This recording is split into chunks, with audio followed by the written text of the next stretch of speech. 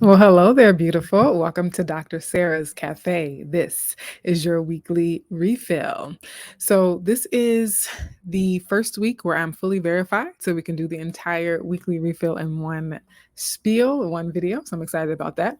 And without further ado, we'll jump right into the flavor of the week. Y'all, the flavor of this week is sowing seeds. Sowing seeds. Okay. So, let's dig into why I've chosen this as the flavor of the week. It all boils down to the new moon in Taurus. Okay. New moon in Taurus happening May 7th, which you can see here.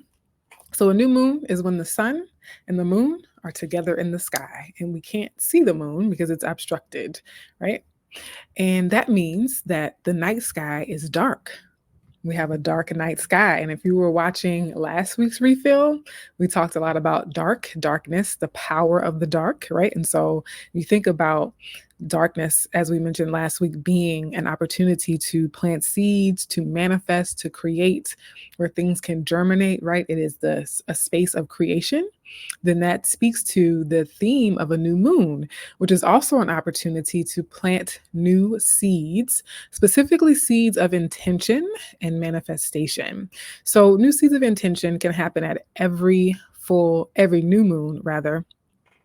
And it's a seed of intention because we won't really see the full manifestation of it at the new moon necessarily. We won't necessarily take action on the new idea, the new start, the new relationship, the new path, but we will be clear about the intention, right? We will do something internal, maybe some internal work, right? Or maybe writing down the intention or the goal or making a plan, right?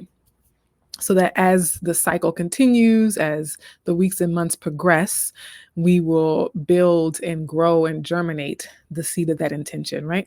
But I'm also focusing on the manifestation piece because it's in the sign of Taurus. And the sign of Taurus is a manifestation sign because it deals with the real world, it deals with our material reality. And so there's some intention, some goal that with the help of this Taurus energy, we can really see take shape. Sometimes there's like a literal manifestation of a lot of Taurus energy, right?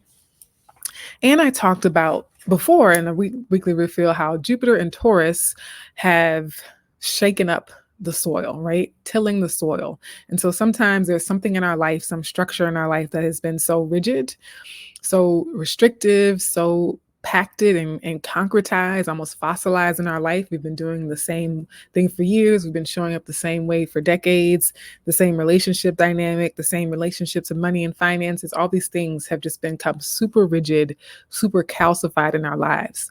So that Jupiter-Uranus conjunction that happened in Taurus a couple of weeks ago serve to shake us up, right? To shake us out of that rut, to till the soil. And so the seed that we're planting in this Taurus energy, in this Taurus area of our life, that ground has already been prepared because of that Jupiter Uranus conjunction. And so the ground is really, really fertile and really ripe to receive our seeds of intention. And I'll also say that the new moon that's happening on May 7th, depending on what part of the world you're in, it may happen on May 8th, but for most US folks, it'll be May 7th. It is at the same degree point. So it's not just in the sign of Taurus in general, but it's at the specific degree. So each sign has 30 degrees in it, 0 to 29. And so this new moon is happening at the 18th degree, which is right where the Jupiter Uranus conjunction happened. So it's going to sort of activate that energy for us. And so what I have illustrated here on this side of the screen is a seedling that, as I've mentioned, I like how the themes carry on. The themes from week to week in the weekly refills really build on each other. That in the darkness of the soil, underneath the surface that our eyes can't see, that we can't witness with our usual senses, life is being birthed. The seed is growing. The seed is germinating. Roots are shooting out. Roots are being growing and taking root. Roots are taking root into the ground even before we can actually see it and observe it and witness it with our eyes. And so, what this seed of intention we're planting with the seed of intention, we have to play the long game. So, as I mentioned, we can plant the seed of intention, and maybe we already have been working towards that intention. It might not be a brand new intention, it might be something that has been percolating for a while already. But we have to play the long game with it, right? We can't expect to see the oak tree tomorrow. We can't expect to see the orange blossoms next week, right? We have to give it time, and in some cases, years.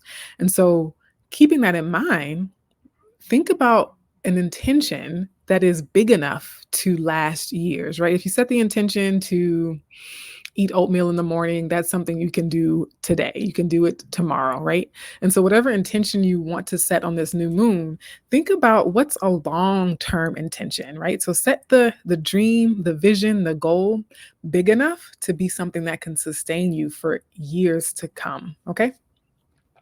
And the weekly refill, or the flavor of the week, I'll say, is also colored by the tarot card. So I pulled two tarot cards. The first one I didn't actually pull it. It is the Hierophant here on the left. And the Hierophant is the tarot card that represents the sign of Taurus. So the sign of Taurus is the Hierophant. And you can see on the image that it's associated with religion, with organized religion, so with churches, with hierarchical structures, with schools and universities, with affiliation, so like sororities and fraternities, where you have to get initiated, you have to pass a test, or get a certification, or get accredited in order to be accepted into this group, right? And so it's associated with learning, higher education, and just structure and authority in general. And then on the other hand, we have temperance.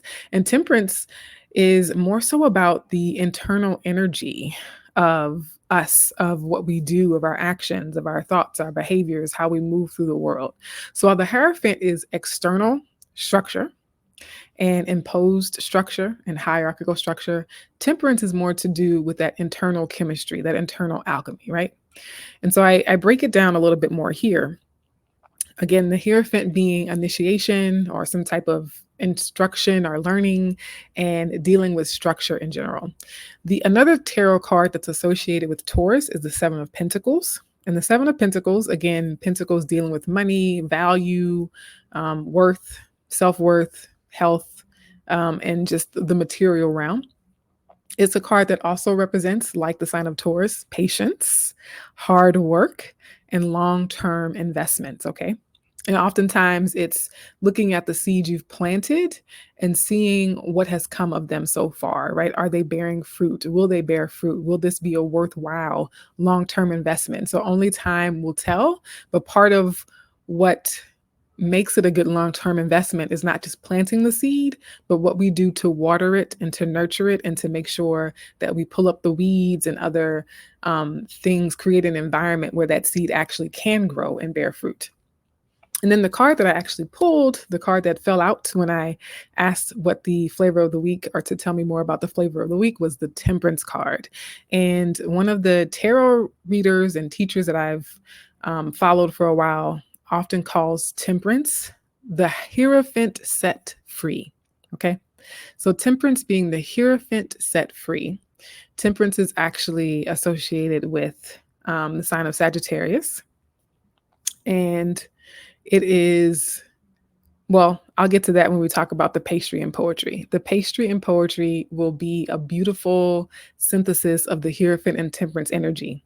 And again, I did not make the connection until I picked or found the text for the pastry and poetry segment. And so to me, this whole process of making the weekly refills is a beautiful testament of how being in flow, channeling spiritual energy, divine insights and wisdom, like you're just led to what you're meant to witness. You're led to what you're meant to say, what you're meant to uncover and discover, right? So I was thinking about the Hierophant and Temperance, and I went to a text, said, oh, I just kind of was going through the books on my shelf and saw that one. I was like, yeah, I think this is the one it's going to be.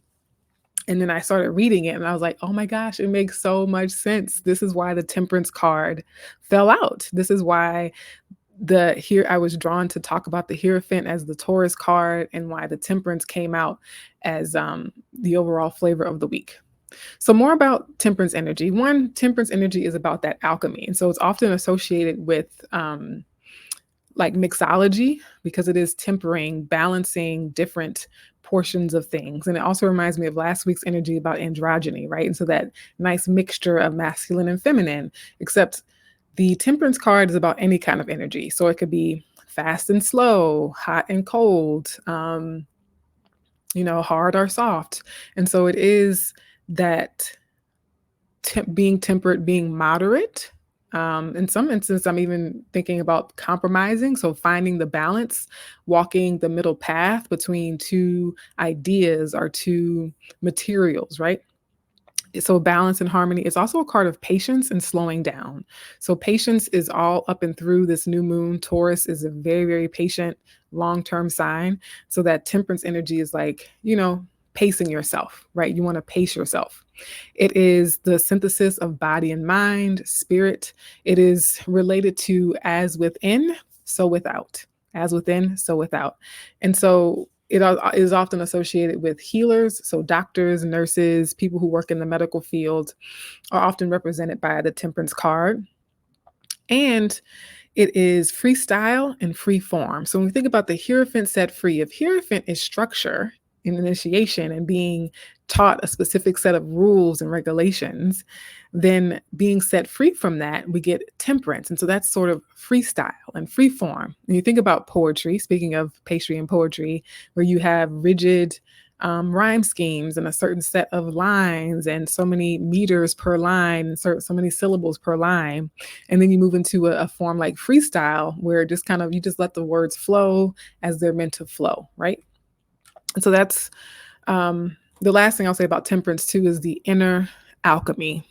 And I have this little picture of the seed here because to me, the seed is going through its own process of inner alchemy, right?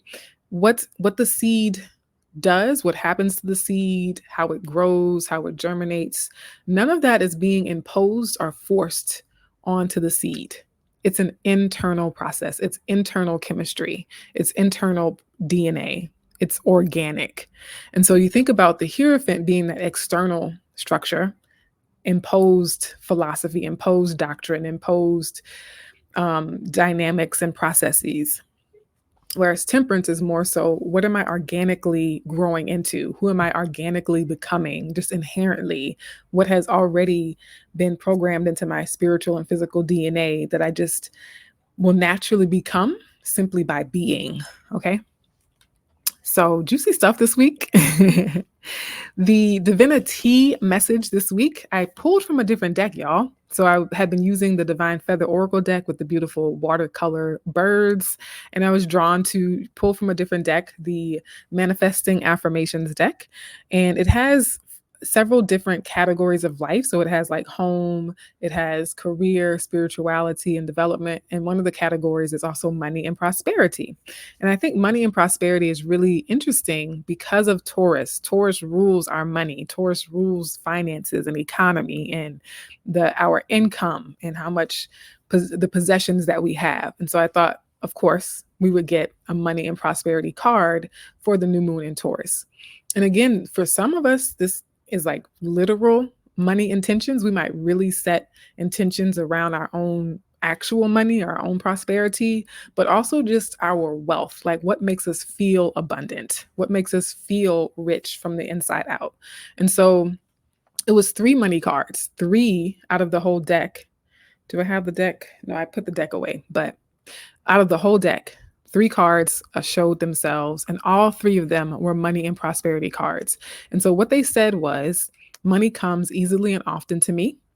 I receive money every day, and I am rich inside and out. And that one, particularly to me, feels like temperance energy. Remember, I said, as within, so without. And so this phrase, I am rich inside and out, feels particularly important, and it was at the bottom of the deck, so it's like an overarching energy.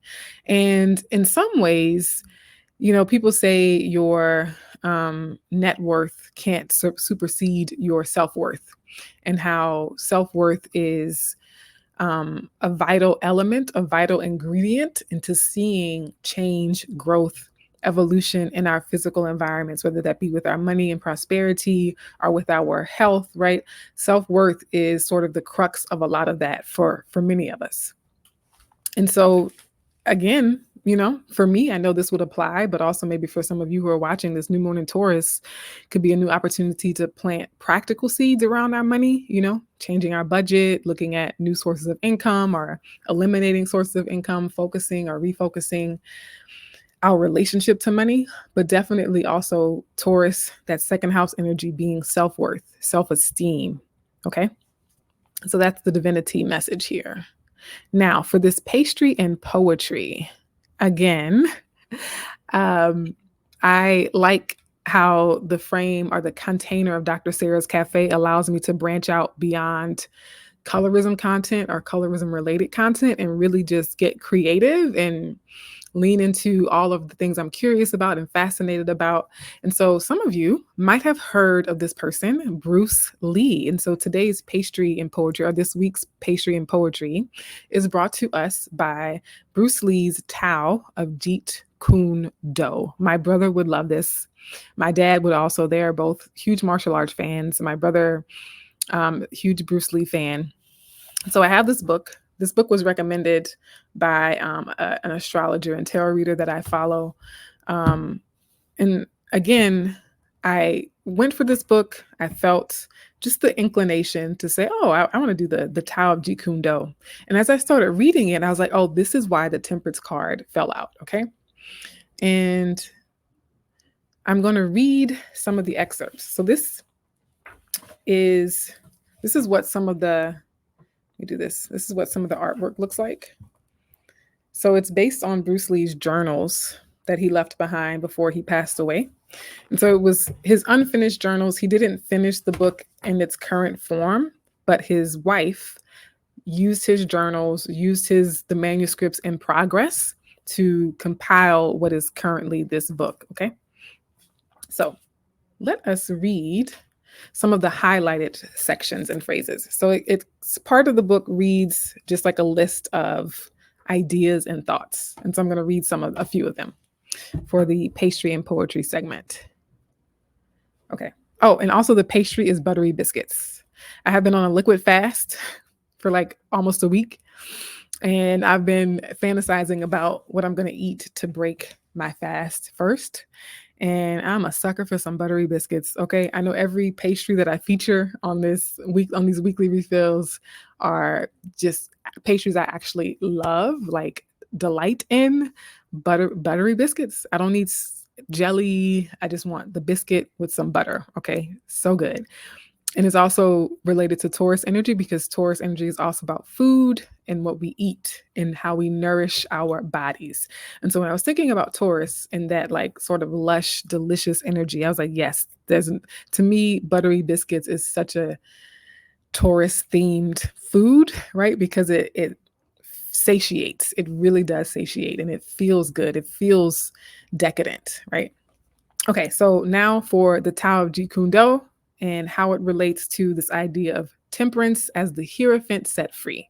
Again, remember thinking about the Hierophant as studied knowledge, trained knowledge, initiations, learning, structure, and temperance being freedom from that, right? Or evolution beyond that.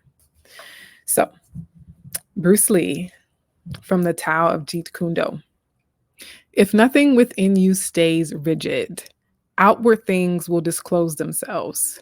Moving, be like water. Still, be like a mirror. Respond like an echo. So I love this one. Moving, be like water. Be like water, my friend. And if I go back to the image of temperance here, you see that it is the water being poured from one pitcher to the other pitcher. And it has this very fluid like motion to it, right? And so that is the energy of freedom. Water is not rigid. It can encounter any surface and go around it. It can encounter any surface and be absorbed by it, right? Water is such a free substance versus ice or gold or even something like sand. Okay, let's get back to that. Next quote, freedom discovers man the moment he loses concern over what impression he is making or about to make. So, the idea of freedom, my friends, and these things speak to me too. So, I'm taking my own medicine as I give it. Freedom, one of the things that hinders our freedom is concern over what impression we're going to make on other people or what impression we're about to make. The whole idea of what will people think. And so once we start to free ourselves from that, then we experience actual freedom. All right. Next is about the art of Jeet Kune Do specifically. Jeet Kune Do favors formlessness so that it can assume all forms. And since Jeet Kune Do has no style, it can fit with all styles. As a result, Jeet Kune Do utilizes all ways and is bound by none, and likewise uses any techniques or means which serve its end. So, what he's saying here with the art of Jeet Kune Do is that it is not about a specific form. It is about what is the goal and what's the best path to that goal. And so, with that Hierophant being only one right way, there's only one right way. There's a strict, rigid set of rules. And if you don't follow those rules, if you don't follow the specific protocol or process, then you're booted out, you're excommunicated, or you don't receive success in this system. And what Bruce Lee is saying is that that is a limitation. And to evolve past that is actually more powerful, to be able to say, I'm going to use whatever form, whatever process, whatever system, whatever tool, whatever knowledge or information that is appropriate for this situation, that is appropriate for my specific goal or aim or path or trajectory. Okay. And a few more before I get to the back of the book. Bring the mind into sharp focus and make it alert so that it can immediately intuit truth, which is everywhere. The mind must be emancipated from old habits, prejudices, restrictive thought processes, and even ordinary thought itself. So this one reminds me of, again, that Hierophant energy being the existing power structure. The Hierophant is institutionalized XYZ, institutions, governments, like big, solid structures, companies, conglomerates, corporations. And what he's saying is we must emancipate our minds from those existing power structures, right? This one is appropriate because of the weekly refill theme, but he says, empty your cup so that it may be filled. Become devoid to gain totality. So this has a lot to do with if our minds are filled with preconceived notions, if our minds are filled with biases and prejudices, if our minds are filled with programming and propaganda and old philosophies and old narratives, then it's hard to have our mind opened to new truth, to new ideas, to imagination even, right? And so it's hard to learn new things, new modes of being, if our minds are just cluttered with received knowledge and information, right, from old systems of thought. Okay. This one, he says, very short and sweet, truth is outside of all patterns. And I like this. This is a good idea because it's saying that if we just repeat the pattern over and over again, we're not actually open to seeing what's right in front of us. And that is what stereotype is. That is what preconceived notions and bias is. I can't see you because I'm so busy trying to filter you and make you fit into a biased or stereotypical frame, right? Then he says, forms are vain repetitions, which offer an orderly and beautiful escape from self-knowledge with an alive opponent. I love the idea of how the repetition of a social script, the repetition of institutionalized knowledge, imposed propaganda, just repeating and regurgitating what our parents said, what our grandparents said, regurgitating what we heard on the news is almost like a barrier between really knowing ourselves And then last week I talked about social scripts around gender specifically, right? And so if I'm trying to just repeat what I think a woman is supposed to look like and what I think a woman is, how a woman is supposed to show up and live in society, then I don't allow myself the space and the opportunity to really know what I want. What does Dr. Sarah actually want? What do you, as an individual watching this, what do you actually want? And not just what society has scripted out for you. Okay. Okay, I'm going to skip ahead because there's a lot more. I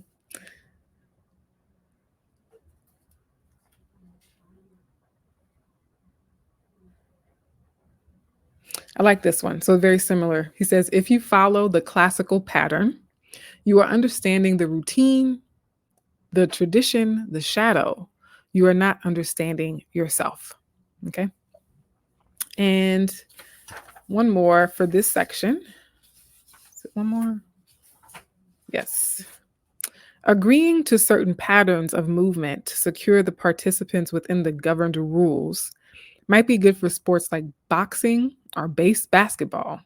But the success of Jeet Kune Do lies in its freedom, both to use technique and to dispense with it.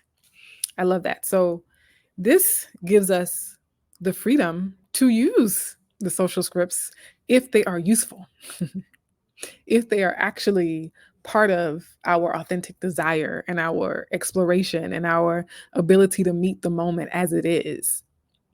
And so what his philosophy is saying is that it's neither here nor there. Whether you use the pattern or you deviate from the pattern, do it in response to the moment in front of you. Do it in response to what reality is trying to show you rather than just defaulting to the pattern because that's what you're told you have to apply in every situation. Similarly, when people say if all you have is a hammer, everything looks like a nail. Yeah. So we can diversify our tools and we can lean on those patterns and those scripts when it's useful. And then we can deviate from them, discard them when that is useful. And then for the sake of time, I won't go through all of the quotes because they're pretty much showing the same thing. So for example, he says, the knowledge and skill you have achieved are meant to be forgotten so you can float comfortably in emptiness without obstruction. Learning is important, but do not become its slave. Above all, do not harbor anything external and superfluous. The mind is primary. Any technique, however worthy and desirable, becomes a disease when the mind is obsessed with it. Okay. And then the last one I'll share for the pastry and poetry is perhaps my favorite. Jeet Kune Do is the art not founded on techniques or doctrine. It is just as you are. And just as you are is italicized and emphasized. So I want to repeat that for us. Jeet Kune Do is the art not founded on techniques or doctrine. It is just as you are. Just as you are. So there's something in the being of your authentic self, just as you are, that is that surpasses or goes beyond mere social scripts, mere technique, mere imposed indoctrination or doctrine, right? And I will leave you with this takeaway, this to-go cup or this to-go meal. I am wealthy. I am wealthy. And I'm sharing this with a unique spelling. So not Wealthy, wealthy, which primarily just refers to money and financial resources, but I am wealthy, speaking to wellness and wholeness and expanding even our social scripts around what wealth means, what it means to be wealthy. And I think the greatest wealth is to be well. For some people, they require additional financial resources to support their wellness. For other people, they require additional social networks and social support and relationships to support their wellness and their journey to being wealthy. Other people might require more alone time, more focus, more rest, right? And so, what is it that you're starting, and what new cycle of wellness that you're starting that ripples out into every area of your life to ultimately make you wealthy? Okay. That is what I have for you for this weekly refill. Thank you so much for tuning in from week to week. If you have watched all the way to the end, leave a comment with a school book, because we're thinking about learning and instruction and how we're breaking free from what we've learned. We'll see how many people leave little school book emojis. But again, thank you so much. You can watch last week's refill popping up on the screen. If you haven't subscribed yet, you can also do that by clicking on my profile picture on the screen. It's either going to be on my left or right. And I will see you next time for your weekly refill at Dr. Sarah's Cafe. Take care.